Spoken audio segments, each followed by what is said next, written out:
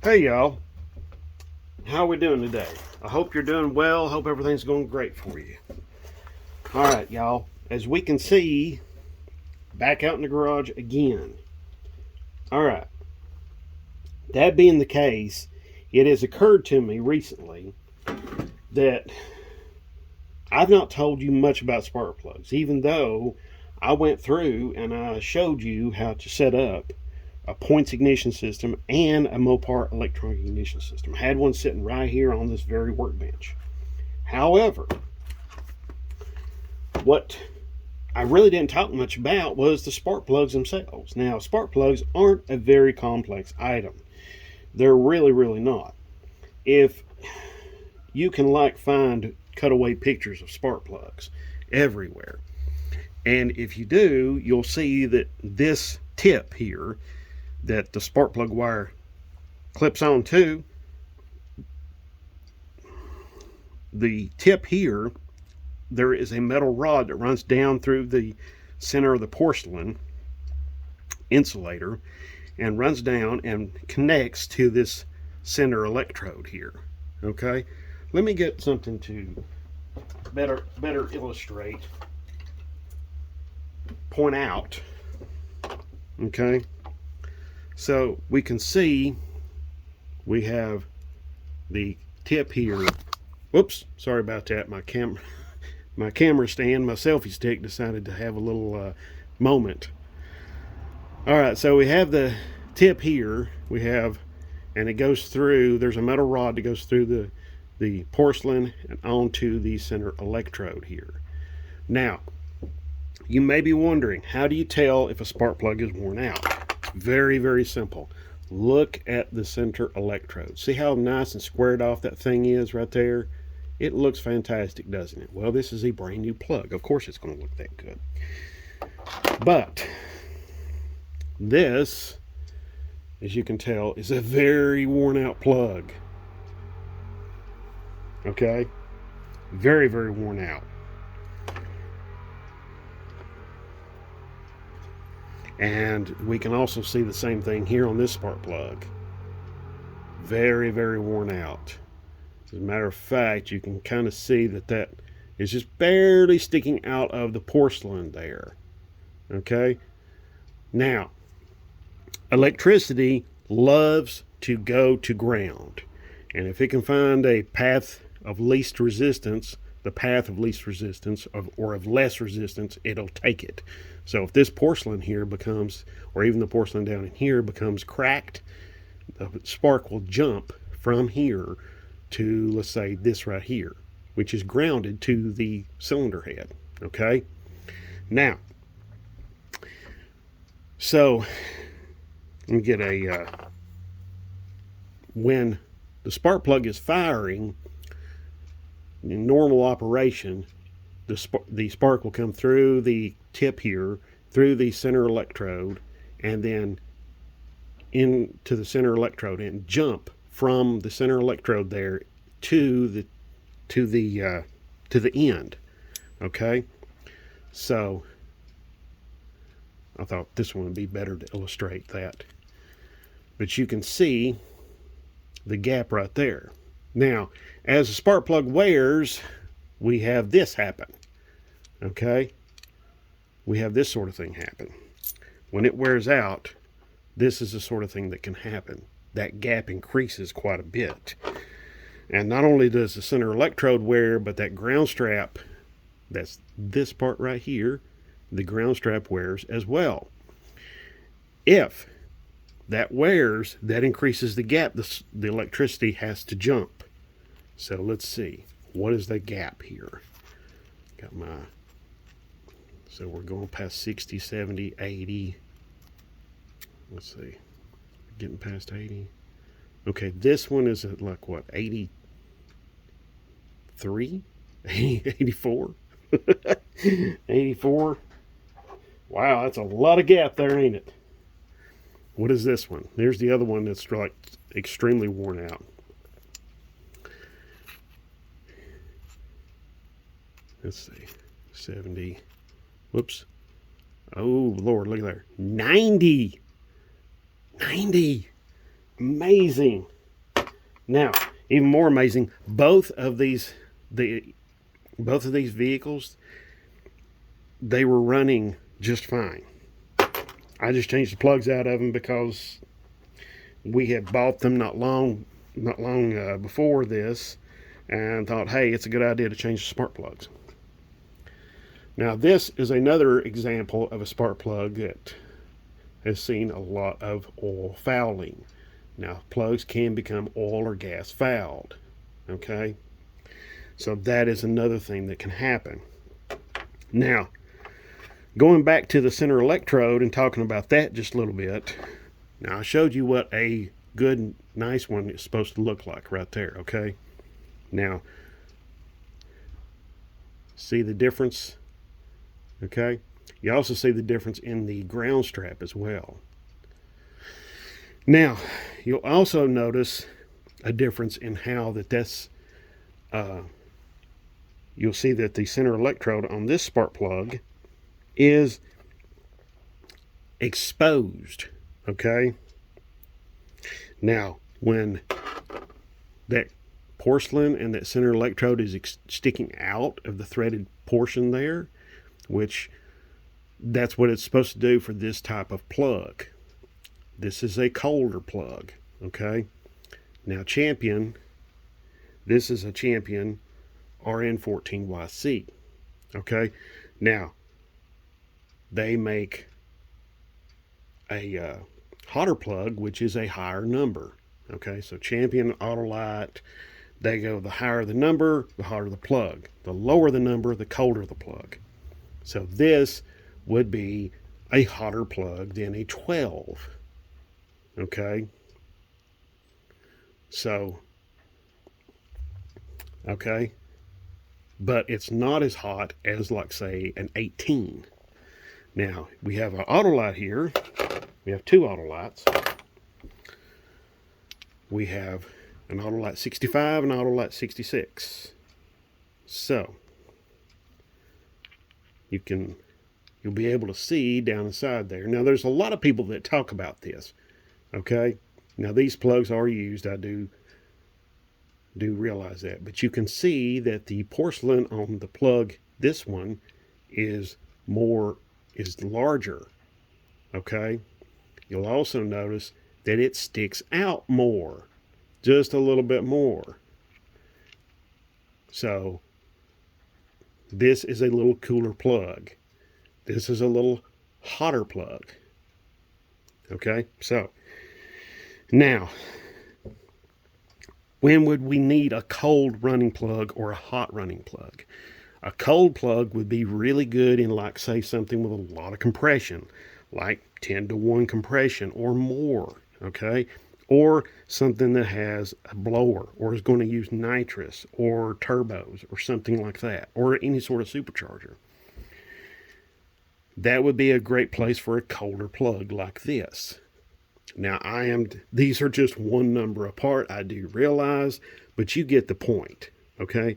So let's say we had a big gap here. Let's say we had like a 60, Autolite 60 and an Autolite 75. Of course, the 75 is going to be much hotter than the 60. But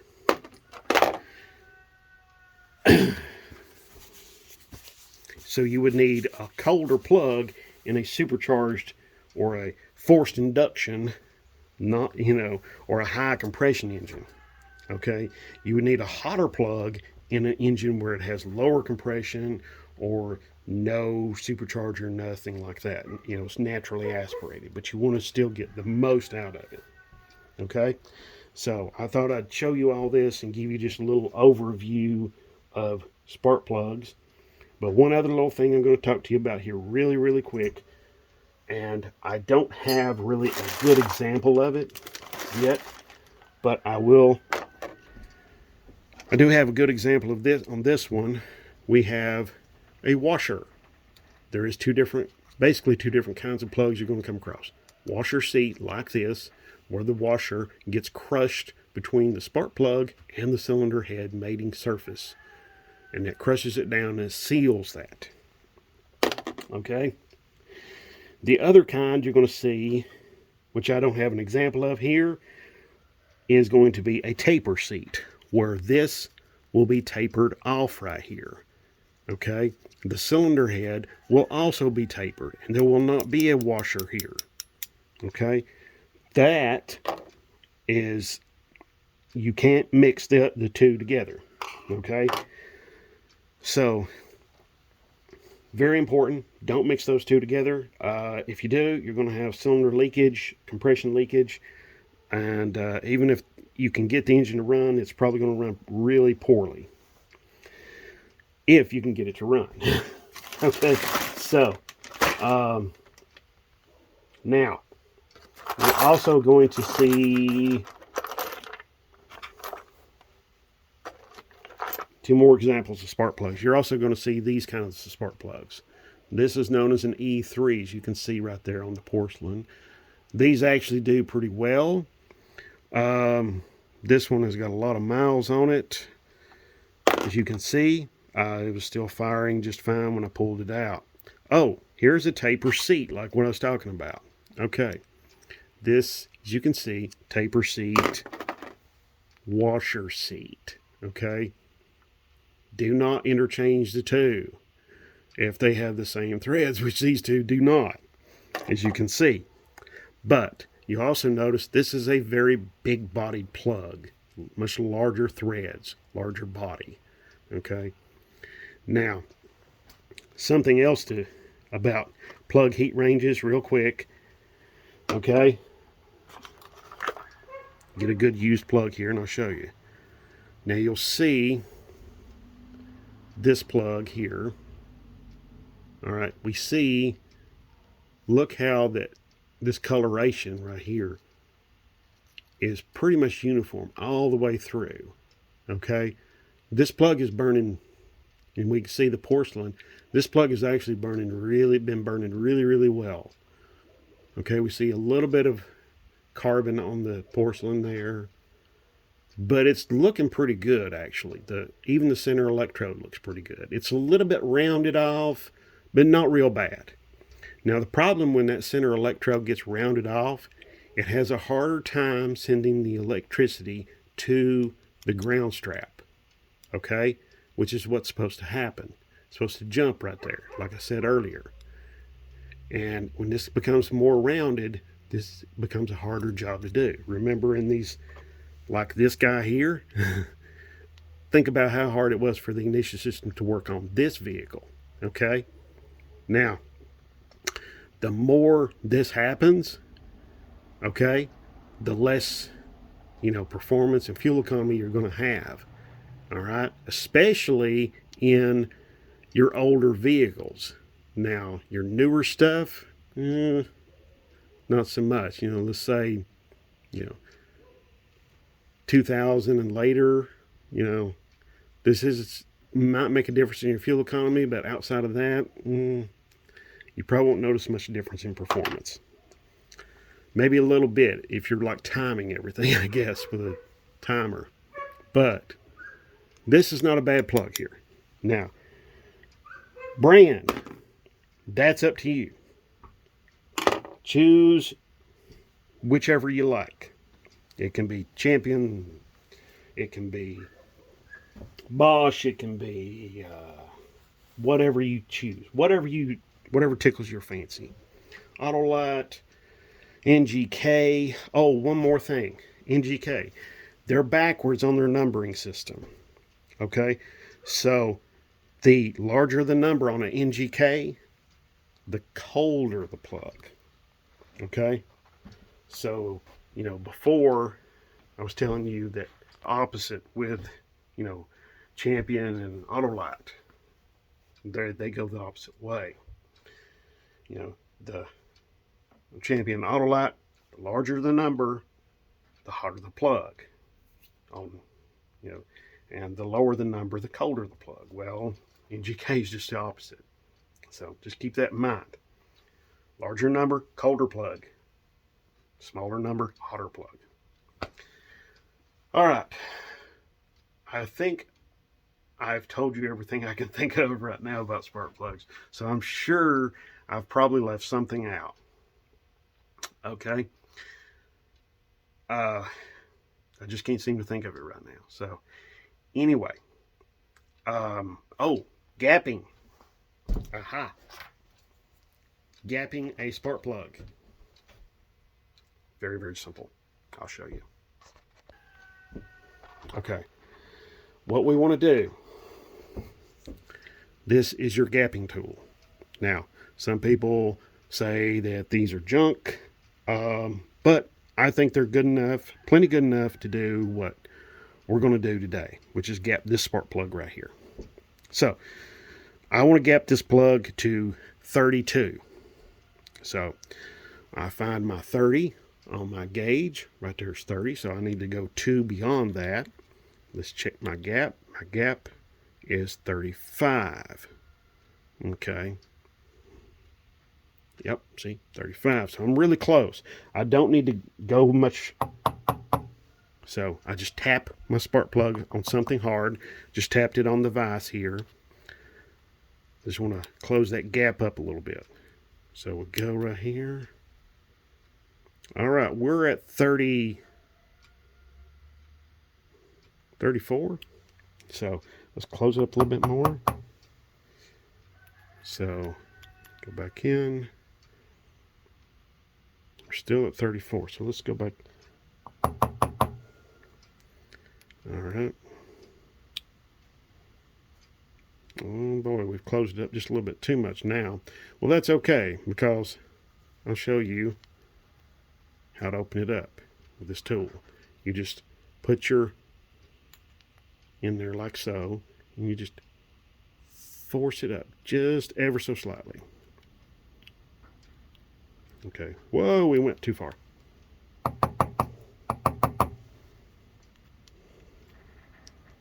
Kind of tedious, I know. There's 34.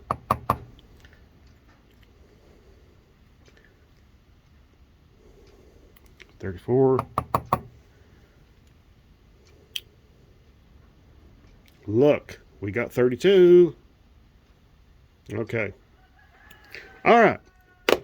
So, that is what I wanted to show you all today on spark plugs, which is very, very super important. As a matter of fact, I've got to take some of these champions and put them in the RAM charger out there because it has, well, it's fouled some. So, it's fouled some of them out, and due to carburetor issues I've had with dirt daubers putting their nest in some of the fuel line. But anyway, we'll get that fixed, and we'll get those plugs changed out. I already changed the carburetor out, but it's still running kind of cruddy. So I'm thinking the plugs are probably gas fouled, which is not a good thing because it can, put more fuel into the crankcase, which can dilute the oil, which can hurt your lubricated surfaces like your bearings, your crank, your polished surfaces on your crankshaft, all of those things. Even the cylinder walls. It can wash down the cylinder walls as well. So that's why spark plugs are very, very important. They're not very complex, but they do play a very important role in the ignition system of an internal combustion engine, or at least a gas internal combustion engine, that is. Okay. So, all right. I appreciate everybody for watching. Thank you all so, so much. Really, really do. And I appreciate everybody for subscribing and the shares and the likes and the comments. Some of y'all making some of these comments, it's really incredible. Really wonderful comments. Thank you. So, if you have any questions, you know what to do. Put them down below in the comment section. I will do my very best to get back to you and help you out as much as I possibly can. Okay? All right. And I do appreciate it. And thank you very much. And God bless.